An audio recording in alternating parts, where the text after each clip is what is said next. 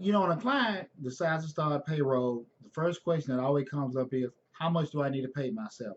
And I have a very, common solution calculation that I give all my clients. We do the initial guesstimate or try to forecast what they need to pay themselves.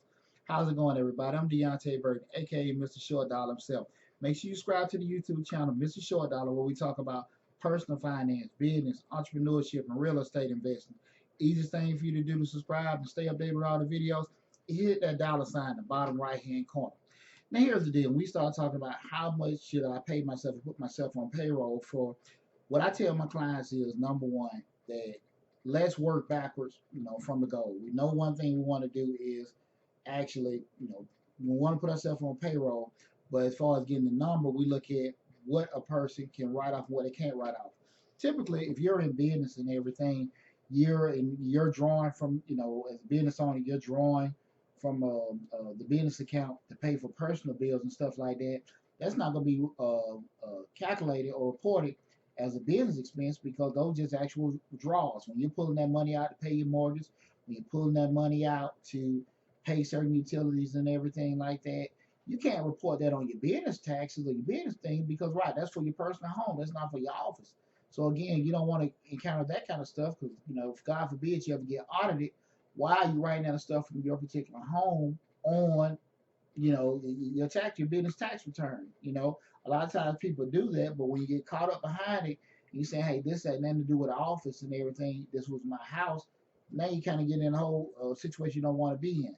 So with that said, what I tell a client to do is look at those particular expenses on the personal side that you keep drawing the money from your business account to cover yourself. That being maybe your rent or your mortgage, your utilities, your grocery bills, and everything. Look at those particular numbers. And when you get that aggregate number with all those different living expenses you have, let's start from right there being your payroll. Because at the end of the day, we can write off the payroll expense. We can't write off our personal withdrawal from our business. So we add all those personal experience. We'll include that for our payroll. The only thing that you're going to add on top of that is what? The payroll taxes. So you as the business owner have to make sure that you can cover the tax amount that's going to be reported for you being the individual, and also on the other side that the business have to pay for that same amount of taxes also. But again, you're able to write all that stuff off at the end of the year.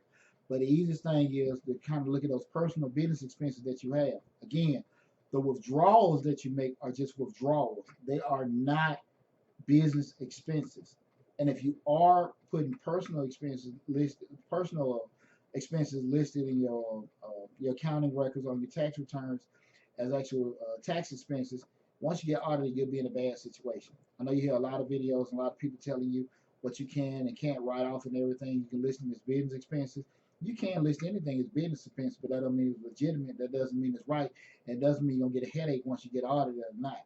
You want to make sure everything is legitimate as possible. Okay, you're talking to an accountant, so I'm not gonna tell you the right way to do everything. So look at those persons. Start off when you're trying to decide on what should I pay myself or what should I put myself on payroll for.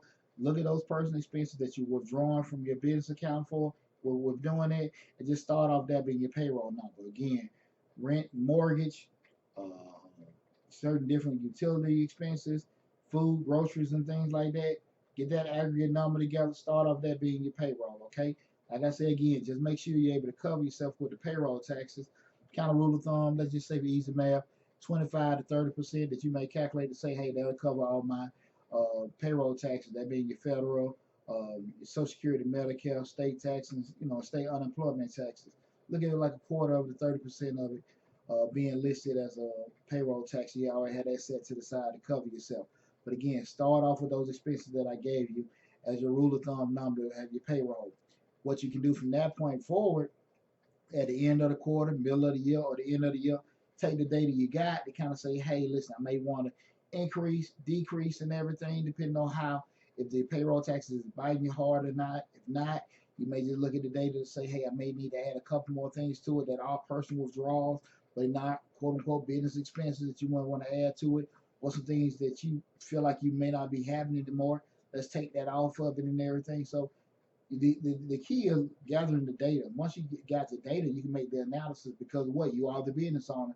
That is you. That is your job to be gathering the information, looking at it, and making responsible decisions from that. But still going back to that rule of thumb. Look at those little personal business expenses being the starting point for how much you should pay yourself. Again, I'm Deonte Burden, aka Mr. Short Dollar himself. Subscribe to the YouTube channel, Mr. Short Dollar. Again, where we talk about personal finance, business, entrepreneurship, real estate investing. And if you forgot, as always, hit that dollar sign in the bottom right hand corner. Take care.